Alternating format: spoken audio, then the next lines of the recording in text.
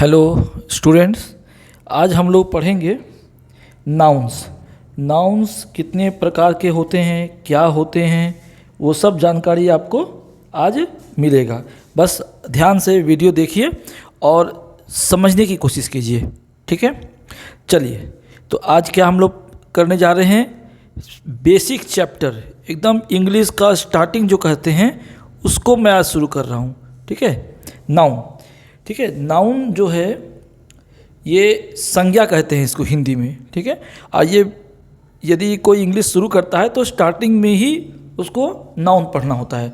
आज मैं नाउन को कोशिश करूँगा पूरा कर लेने का, ठीक है।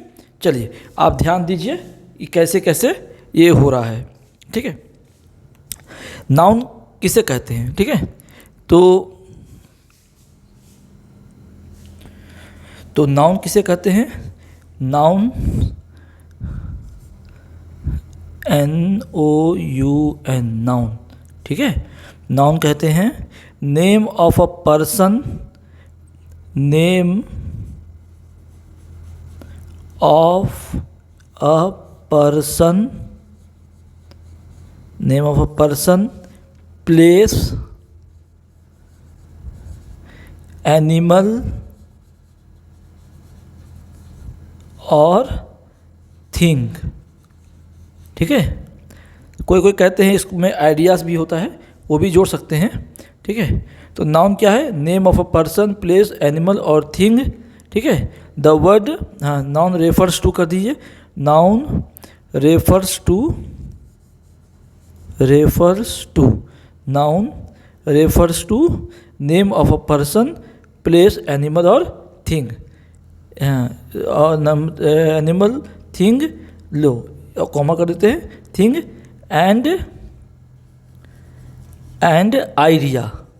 कोई भी आइडिया या एब्स्ट्रैक्ट नाउन जिसको कहते हैं ना, उसको इसमें जोड़ सकते हैं, एंड आइडिया, ठीक है। एग्जाम्पल, ठीक है, name of a person, person, place, animal, thing and idea.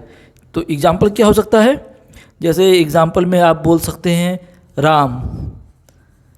Ram क्या है, किसी का नाम होता है, हाँ। तो नेम ऑफ अ पर्सन ये नाउन होता है, तो noun refers to name of a person, place, animal, thing and idea, ठीक है। तो पर्सन क्या हो गया, राम हो गया। जगह का नाम क्या हो सकता है, चलिए दिल्ली लिख लीजिए, दिल्ली, ठीक है, दिल्ली हो गया। और एनिमल क्या हो सकता है, कैट हो सकता है, ठीक है। थिंग कोई सामान लीजिए, बुक लिख लीजिए, किताब जिससे आप पढ़ाई कर रहे हैं। और आइडिया क्या है, आइडिया जैसे हैप्पीनेस है, सैडनेस, तो लीजिए यहाँ पे हैप्पीनेस, ठीक है। ये एब्स्ट्रैक्ट फीलिंग कहते हैं। आइडिया मीन्स यहाँ पे जो भावना होती है उसको भी कहा जाता है, ठीक है। तो अब आप समझ गए हैं, तो जरा बताइए क्या क्या कहा गया है। What is a noun? Noun refers to name of a person, place, animal और thing, है। इसको ऐसे लिख देते हैं, noun refers to, noun refers, refers to, हाँ, name of a person, place, animal, thing and idea. Example Ram, Delhi, cat, book, happiness, ETC, ठीक है। अच्छा, अब देखिए नाउन के कितने प्रकार हो सकते हैं, ठीक है। तो सबसे पहले नाम जो आता है इसको क्या कहते हैं, अब लिखता हूँ मैं, टाइप्स ऑफ नाउन। नाउन के कितने प्रकार होते हैं, चलिए। तो पहला प्रकार क्या है नाउन का, पहला होता है proper noun, PROPER, proper noun. ये क्या होता है, देखिए ध्यान से समझिए। प्रॉपर का मतलब क्या कहते हैं कि प्रॉपर, बिल्कुल सही।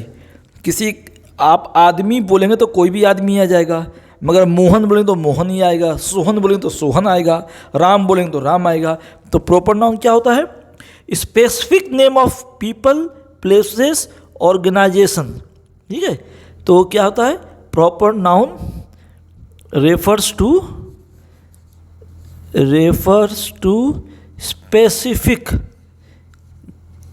स्पेसिफिक मतलब किसी का नाम, स्पेसिफिक नेम।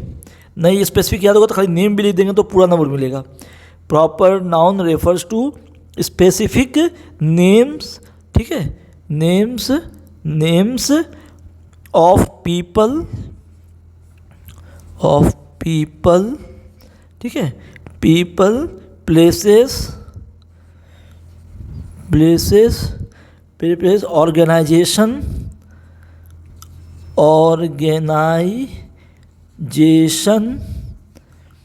ठीक है, ऑर्गेनाइजेशन, ETC कर लीजिए, ठीक है। तो अब एक चीज़ समझिए, पहले मैंने क्या बताया, proper noun refers to specific name of people, places, organization etcetera, ठीक है।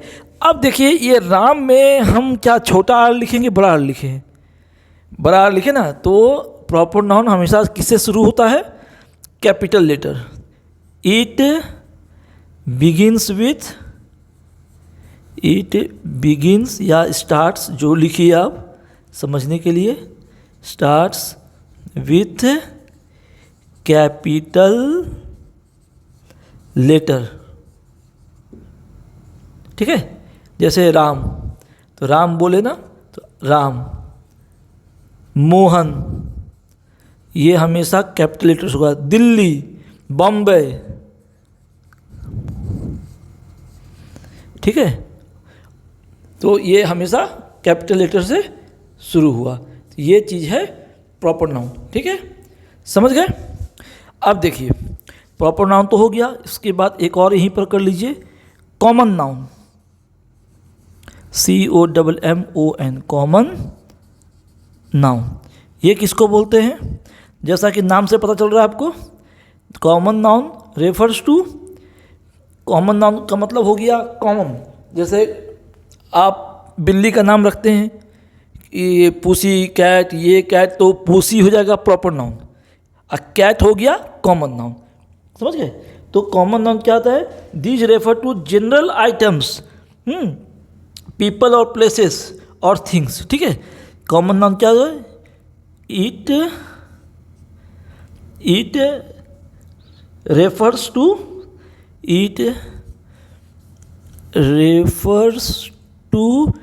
General,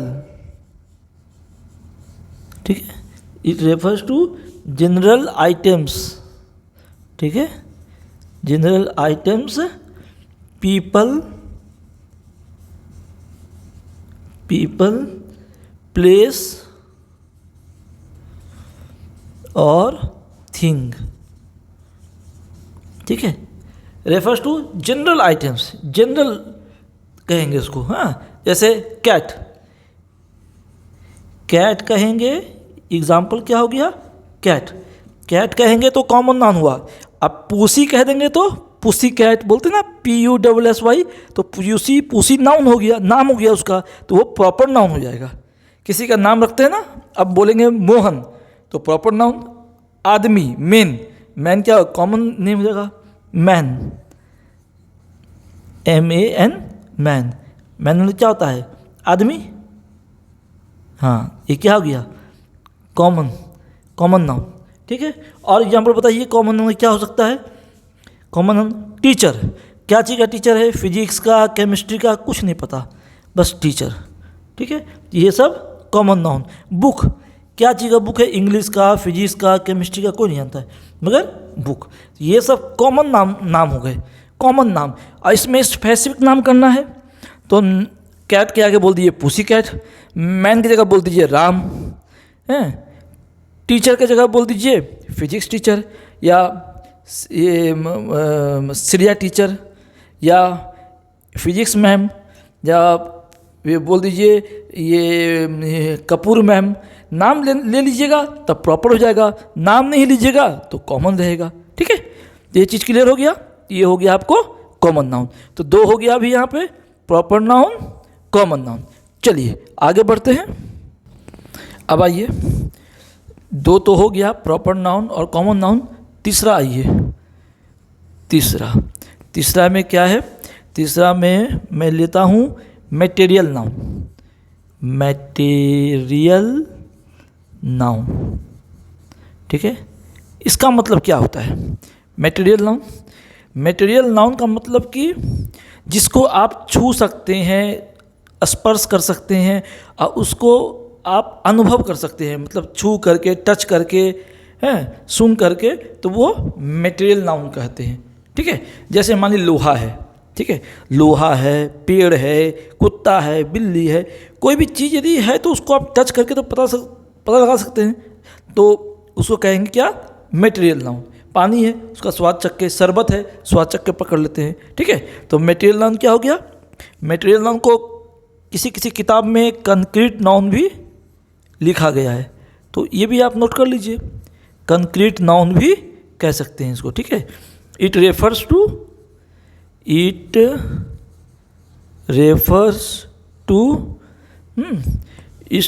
to any material oblique object और any other element that could be judged, ठीक है, थ्रू सेंसेस। सेंसेस मतलब आँख से देख करके, टच करके, सूंघ करके, ठीक है। तो इससे आप उसको जब जज कर सकते हैं, उसका जज का मतलब उसको पता लगा सकते हैं, ठीक है। कुड बी जज थ्रू सेंसेस, है ना। ये क्या कहलाएगा? मटेरियल नाउन या कंक्रीट नाउन, ठीक है। एग्जाम्पल क्या लिख सकते हैं? एग्जाम्पल लीजिए, वाटर, पानी, पानी हम लोग चेक करके पकड़ सकते हैं कि हाँ पानी है, ठीक है। आयरन, ठीक है, आयरन हो गया, पानी हो गया, हाउस हो गया, घर भी हो गया, ले सकते हैं इसको, मटेरियल में ही आ सकता है, ETC, ठीक है। अब देखिए, ये तो हो गया मटेरियल नाउन। दूसरा देखिए एब्स्ट्रैक्ट नाउन। अब आप और अच्छे से समझेंगे एब्स्ट्रैक्ट नाउन। देखिए मटेरियल नाउन क्या है? इसको छू करके, टच करके, सूंघ के पता लगा सकते हैं, मगर एब्स्ट्रैक्ट नाउन किसको कहते हैं? ये जो है ये it refers to ideas, feelings, ठीक है।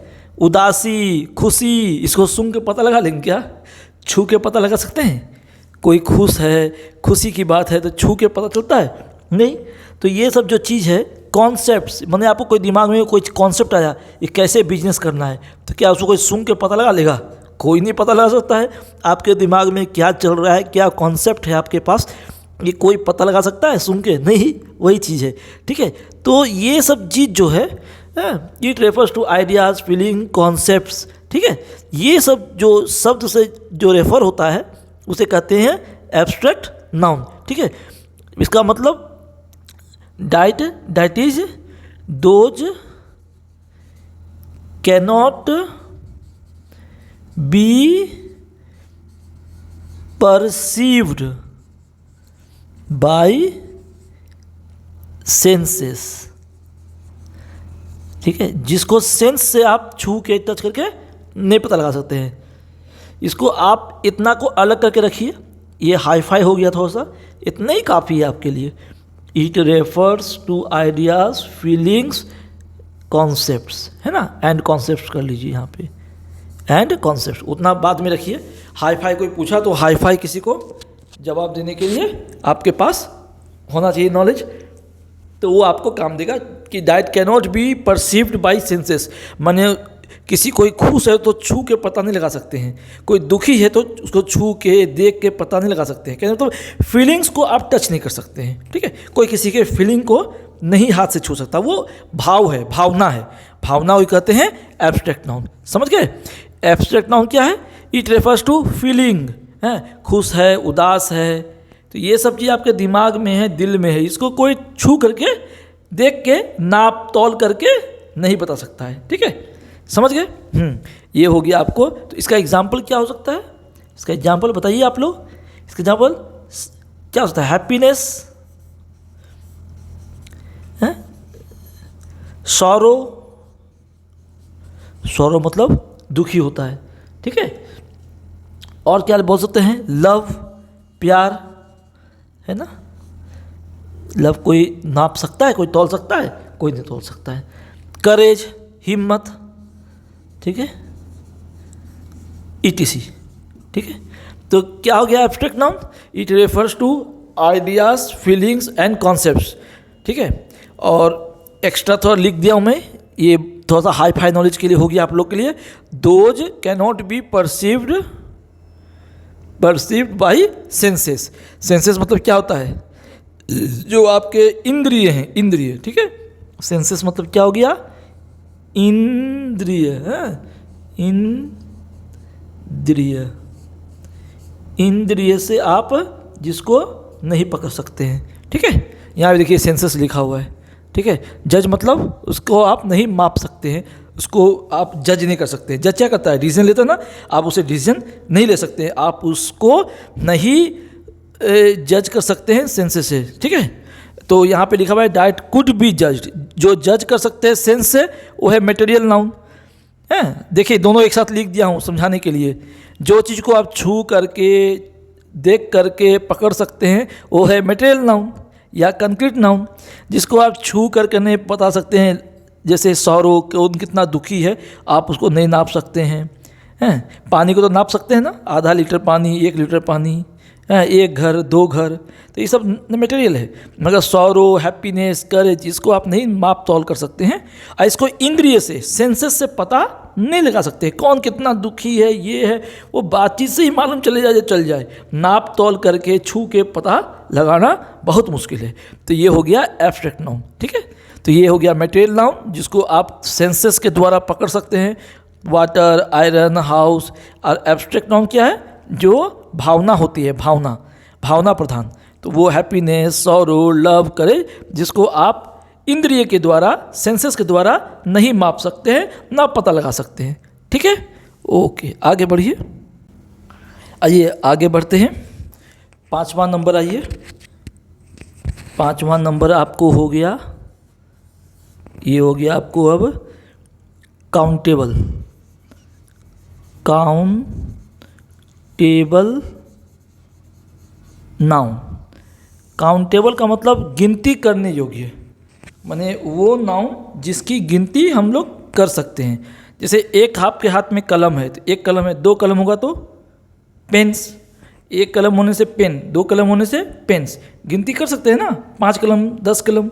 तो काउंटेबल नाउन क्या हो गया, है ना? The noun which can be counted is called countable। ठीक है, काउंटेबल नाउन।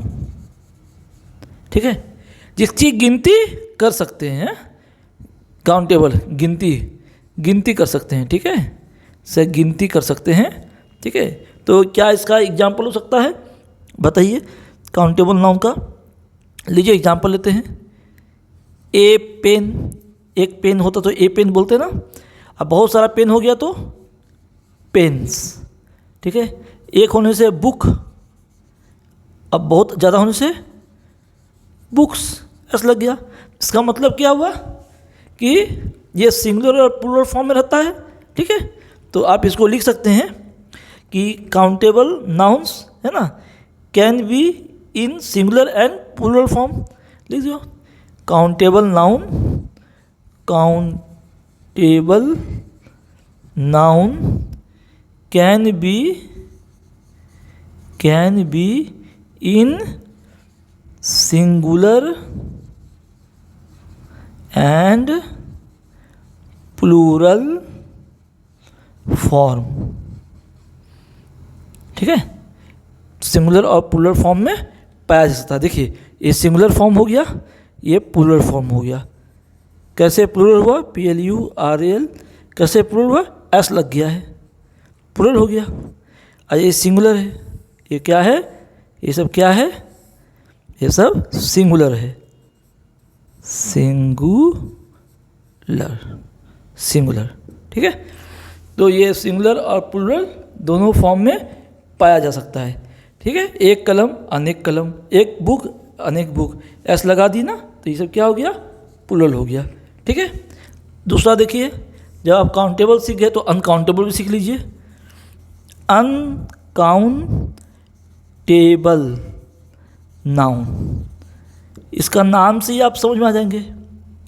काउंटेबल जो था उसका उल्टा अनकाउंटेबल। तो काउंटेबल क्या था? जिसकी गिनती कर सके। अनकाउंटेबल नाउन जिसकी गिनती हम नहीं कर सकते हैं। तो ज़रा बताइए, चीनी का गिनती कर सकते हैं? एक मुट्ठी चीनी रहेगा तो गिन ही नहीं पाइएगा आप लोग, गिन पाइएगा नहीं। पानी को अलग अलग करके गिन सकते हैं? नहीं। 1 गिलास 2 गिलास 3 गिलास गिन सकते हैं। और पानी दे देंगे आपको हम चुल्लू भर, बोलेंगे इसे गिनती करो, तो चुल्लू भर पानी दे देंगे, बोलेंगे गिनती करो, हथेली में रख के कर लोगे गिनती? नहीं। तो इसकी गिनती नहीं होती है। ठीक है, मापा जाता है आधा केजी 1 केजी, मगर इसकी गिनती नहीं हो सकती है। ठीक है, तो आप समझ गए। तो अनकाउंटेबल नाउन मतलब क्या हो गया, है ना? Noun which cannot be counted. ठीक है, noun which cannot be counted, वो क्या हो गया? इज कॉल्ड लिख दो, अनकाउंटेबल नाउन। ठीक है, एग्जाम्पल, दूध, मिल्क, वाटर, शुगर, एट्सेट्रा। बहुत होता है, 3 लिख दिए काफ़ी है। तो अनकाउंटेबल नाउन समझ गए आप, हैं? Noun which cannot be counted is called uncountable noun. Milk, water, sugar, etcetera. तो यहाँ पे आप काउंटेबल और अनकाउंटेबल ये दोनों पार्ट भी नाउन का आप समझ गए। ठीक है, आइए अब आगे बढ़ते हैं 7वां नंबर में। क्या ये? Collective noun, COLLECTIVE, collective noun. ये क्या होता है? देखिए, कलेक्टिव नाउन क्या होता है? इट शोस, कलेक्टिव नाउन क्या होता है?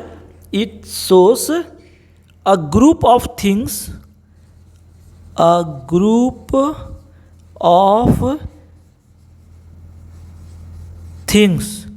और people, group of things, people, है ना, एसेट्रा।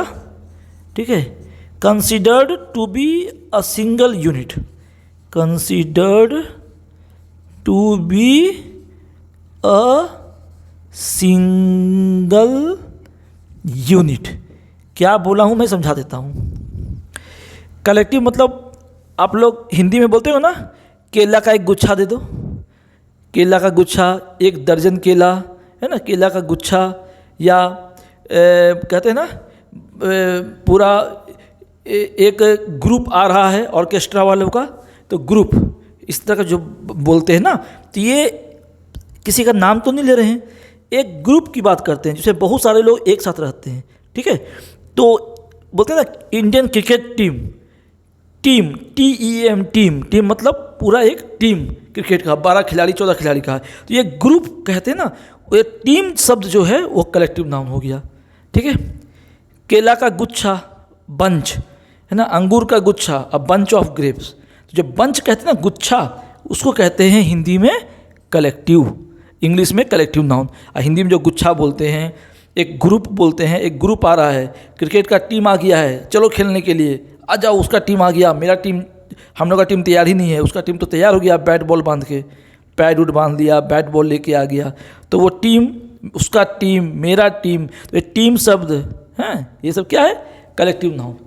गुच्छा, बंच, ये सब कलेक्टिव नाउन है, ठीक है। तो it shows a group of things और पीपल एसेट्रा कंसिडर्ड, DERED है, इसको अच्छे से लिखिए आप लोग, DERED,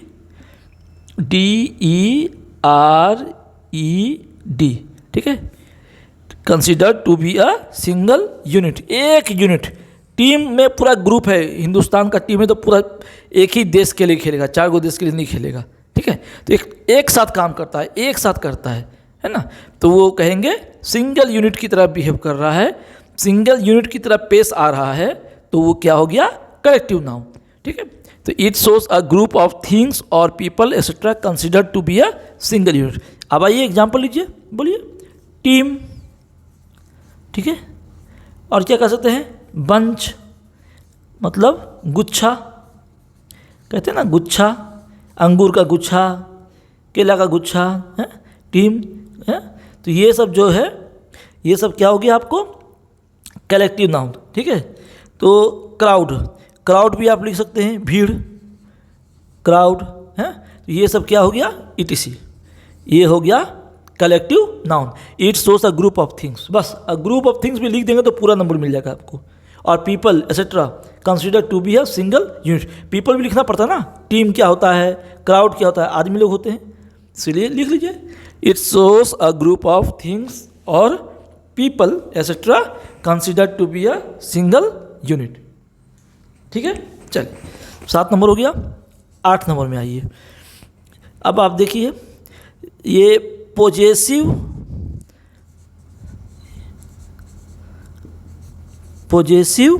noun, what is positive noun. देखिए पॉजिटिव नाउन का मतलब क्या होता है, ये आपको पॉजिटिव मतलब पोजीशन कहते हैं, आपको ये बताता है कि ये मेरे पोजीशन में है, ये मेरे ओनरशिप में है, ठीक है। पोजीशन का अर्थ होता है कि ये मेरे कब्जे में है, कब्जा, पोजीशन हिंदी में क्या कहते हैं, कब्जा, ये ज़मीन में मेरा कब्जा है, ये ज़मीन में मेरा पोजीशन है, तो उसी से ये नाउन बना है, कब्जा, ठीक है। याद रखिएगा क्या है, कब्जा, तो इसी से ये नाउन बना है। तो इसको क्या कह सकते हैं, पोजीशन में, दिस शोस ओनरशिप, ओनरशिप और पोजेशन, पोजेशन, ठीक है। दिस शोस ओनरशिप और possession and are typically formed by, ठीक है, एंड आर टिपिकली फॉर्म्ड, इसको आप यहीं तक याद रखिएगा, दिस शोस ओनरशिप और पोजीशन, ठीक है। It is typically formed bye, इसको ऐसे लिख देते हैं, ये कैसे बनता है, ये बनने का बात हो गया, लिखिए ऐसे, it is typically formed by adding apostrophe S, ठीक है। इसको क्या बोलते हैं, एपोस्ट्रोफी एस, ठीक है। एग्जाम्पल जैसे आपका नाम है राम, तो राम बुक, तो राम बुक नहीं लिखते हैं, क्या लिखते हैं, राम्स बुक, ये भी याद रखिए ये राम्स बुक है ना, क्योंकि ये आदमी है, जिंदा है, इसीलिए एपोस्ट्रोफी एस लगा है। मगर यदि बोलेंगे कि ये मोटरसाइकिल का चक्का, ठीक है, तब लिखना पड़ेगा व्हील ऑफ दिस मोटरसाइकिल, ठीक है। मोटरसाइकिल्स व्हील नहीं होगा, ये लिखते हैं कब, ये जब जीवित होता है, ठीक है। जीवित प्राणी जो होता है उसके लिए एपोस्ट्रोफी होता है। राम्स बुक, फादर्स पेन, कुछ भी लिखेंगे जो जीवित होता है, ठीक है। मगर जो जीवित नहीं है उसके लिए लिखते हैं कि the wheel of the motorcycle, ठीक है, the spoke of this wheel, ऐसे लिखा, स्पोक्स, व्हील्स स्पोक नहीं लिखेंगे, स्पोक ऑफ द व्हील, वो मैं बाद में पढ़ाऊंगा। अभी एपोस्ट्रोफी पढ़ना है तो याद रखिए जीवित प्राणी होता है, जॉन्स पेन, ठीक है, एसेट्रा। तो हो गया, तो पॉजिटिव समझ गए, पॉजिटिव का मतलब कब्जा, किसके कब्जा में है, ठीक है, यही समझिए इससे। ज़मीन का पोजीशन हमेशा घर में सुने होंगे, उसी से ये बना है। तो दिस शोज ओनरशिप और position. It is typically formed कैसे बनता है पोजीशन नाउन, पोजेसिव नाउन कैसे बनाते हैं? It is formed by adding apostrophe S, ठीक है, ये याद रखिएगा, एपोस्ट्रोफी एस। देखो ये देखो, एस से करके एस लगा दिए, एस लगा दिए, ये हो गया पोजेसिव नाउन, ठीक है, क्लियर। चलिए आगे बढ़ते हैं। हाँ, अब देखिए नाउन के और क्या रूप हो सकते हैं। एक और रूप होगा आपको, ये ले लीजिए कंपाउंड। कंपाउंड नाउन क्या है? Compound noun, this is formed by adding two nouns, ठीक है। क्या बोल रहे हैं? जो दो नाउन को जोड़ के बनता है एक बड़ा नाउन, तो उसको कहते हैं कंपाउंड नाउन। कुछ नहीं है समझने में। आप रोज़ सुबह सुबह ब्रश करते हैं, तो क्या चीज़ से ब्रश करते हैं? टूथपेस्ट करते हैं ना कोई कुछ ना कुछ यूज़ करता ही है ना कोई कंपनी का। तो क्या करते हैं? टूथपेस्ट करते हैं ना। टूथपेस्ट का इस्तेमाल करते हैं, दंत मंजन टूथपेस्ट का करते हैं इस्तेमाल। तो टूथ अलग शब्द है, अब पेस्ट अलग है, तो दोनों को जोड़ के क्या बना दिया? टूथपेस्ट, ठीक है। तो ये एक अकेला बन गया। तो दो अलग अलग शब्द को जोड़ा। टूथ मतलब दांत होता है। अब पेस्ट मतलब जो चूरन होता है, जो भी चीज़ होता है, ठीक है, दांत है, ठीक है। पेस्ट होता है जो गीला पदार्थ होता है, चूरन। तो ये दोनों को मिला के क्या बन गया? टूथपेस्ट। और उससे हम लोग ब्रश करते हैं, तो ये हो गया कंपाउंड नाउन। दो अलग अलग नाउन को जोड़ के जो बना है वो हो गया एक नाउन। जब बन गया तो ये कहला गया कंपाउंड नाउन, ठीक है। दूसरा, बैलगाड़ी गांव में चलता है ना, bullock cart, BULLOCK, bullock cart. Bullock मतलब जो बैल होते हैं उसको बोलते हैं, और कार्ट मतलब गाड़ी है। आजकल तो जानते हैं ई कार्ट आ गया है, घर घर डिलीवरी होता है CART कार्ट से। तो ये कार्ट मतलब होता है गाड़ी, ठीक है, सो गाड़ी कहते हैं कार्ट। बैलगाड़ी तो होता है ना, तो बुलोक कार्ट कह देते, तो ये गाड़ी होता है। गाड़ी मतलब जो भी लकड़ी का बना हो, वो प्राचीन शब्द में इस्तेमाल होता था। तो ये बुलोक कार्ट और ये बुलोक ये हो गया। तो ये दो अलग अलग चीज़ से एक बड़ा चीज़ बन गया, जिसको कहेंगे, क्या कहेंगे? कंपाउंड नाउन, ठीक है। तो ये क्लियर हो गया आपको, ठीक है। तो ये आपको हो गया 9 नंबर। एक और ले लीजिए आप 10 नंबर में। आप ले लीजिए एक स्पेशल चीज़ बता रहे हैं आपको, जीरंड। ये थोड़ा अजूबा लगेगा मगर तुरंत समझ जाएंगे आप इसको। ये भी एक नाउन होता है, मगर कैसा नाउन? ये बनता है it forms by adding ING to verb. लीजिए समझिए इसको, ये ING जब जोड़ते हैं वर्ब में तब बनता है जीरंड। एग्जाम्पल, स्विमिंग, स्विम करते हैं ना, तैरना, तो स्विमिंग में जब जोड़ देते हैं ING, ठीक है, स्विमिंग है। तो चलिए हम स्विमिंग को पहले हटा देते हैं, क्योंकि इसमें डबल M आएगा तो आप सोचेंगे कि डबल M कहाँ से आ गया, है ना। तो इसलिए कहते हैं ना, walking is a good exercise. सुबह सुबह वॉकिंग करते हैं आप? हाँ, वॉक मतलब चलना होता है ना, वॉक में चलना, ठीक है। तो वॉक में ING जोड़ दीजिए, तो ये एक्सरसाइज हो गया। देखिए क्या है कॉन्सेप्ट, इसको नाउन क्यों बोला गया है। हम लोग कहते हैं ना कि एक्सरसाइज करना अच्छी बात होती है, दौड़ना अच्छी चीज़ होती है, तो walking is a good exercise, ठीक है, चलना अच्छी चीज़ होता है। तो चलना जो बोलते हैं ना, वो वर्ब यहाँ पे नहीं है, वर्ब है वॉक। जब वॉकिंग कर दिए तो वहाँ पे इस्तेमाल होता है टेंस में, मगर नॉर्मली कहते हैं कि तैरना एक अच्छा एक्सरसाइज है, तो swimming is a good exercise. वैसे ही walking is a good exercise, ठीक है। तो वॉकिंग क्या हो गया, चलना, तेज चलना, स्पीड वॉकिंग है, इज अ गुड एक्सरसाइज। ये हो गया जीरंड, ठीक है। उसी तरह से जो हैबिट बताता है वो भी वर्ब 1 प्लस ing कर देते हैं, जैसे swimming is a good exercise, ठीक है, तो वो भी जीरंड हुआ। Walking is a good exercise, तो देखिए यहाँ पे ये वॉक क्या है, ये वॉक होता है वर्ब, क्या होता है, वर्ब। इसमें क्या जोड़ दिए हैं, ing, तो ये क्या बन गया, जीरंड, ठीक है। वर्ब 1 प्लस वर्ब 1 ही होता है, यहाँ पे वर्ब 1 ही इस्तेमाल किया जाएगा, वर्ब 2 इस्तेमाल नहीं होता है। वर्ब 1 प्लस ing है, वर्ब 1 प्लस ing जब जोड़ते हैं टू द वर्ब, वर्ब लिखते हैं वर्ब 1, 1 2 3 क्या होता है, 3 वर्ब होता है ना, वर्ब 1 वर्ब 2 वर्ब 3, ठीक है, ये याद रखिएगा। वर्ब 1 क्या हो गया, जैसे वॉक, वर्ब 2 क्या हो गया, वॉक्ड, ed। अब वर्ब 3 क्या हो गया, ये भी यहाँ पे सेम रहता है, कभी कभी अलग हो जाता है, अधिकतर केस में अलग भी होता है, सेम भी होता है। जैसे गो, वेंट, गॉन, वर्ब 1 क्या हो जाएगा, जैसे गो, वर्ब 2 क्या हो गया, वेंट, वर्ब 3 क्या हो गया, गॉन।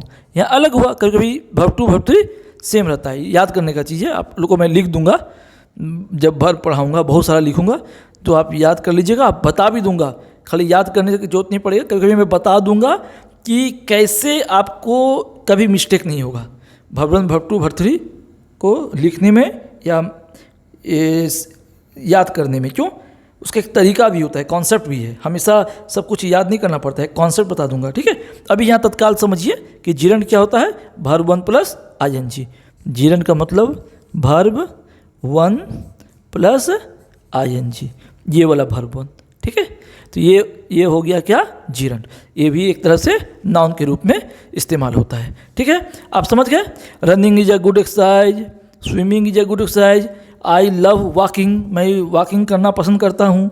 तो ये सब है कि यहाँ वर्ब के रूप में इस्तेमाल नहीं हो रहा है, यहाँ अपना बिहेवियर के रूप में बता रहा है कि मैं चलना पसंद करता हूँ, I like walking, I prefer walking, मैं वॉकिंग करना प्रेफर करता हूँ, ठीक है। चलिए, तो इस तरह से आपके आज 10 टाइप का मैंने नाउन बता दिया एग्जाम्पल के साथ। यदि कोई कन्फ्यूजन आपके मन में है तो कमेंट में लिख दीजिए कि सर इसमें ज़्यादा एक्सप्लेन कर दीजिए और एक्सप्लेन कर दीजिए, मैं उसको विस्तार से 8-10 मिनट उसी चीज़ को और डीपली बता दूंगा मैं, ठीक है। क्योंकि इसके बाद मैं एक्सरसाइज भी करवाऊंगा, मगर पहले चाहता था कि एक प्रीफेस नॉलेज आपको मिल जाए, तो नाउन क्या है और कितने प्रकार के होते हैं, क्या होते हैं, वो आपको मैं आज एक सुपरफिशियली भी और डीपली भी मैक्सिमम टाइप कवर कर दिया, ठीक है। Okay, good bye.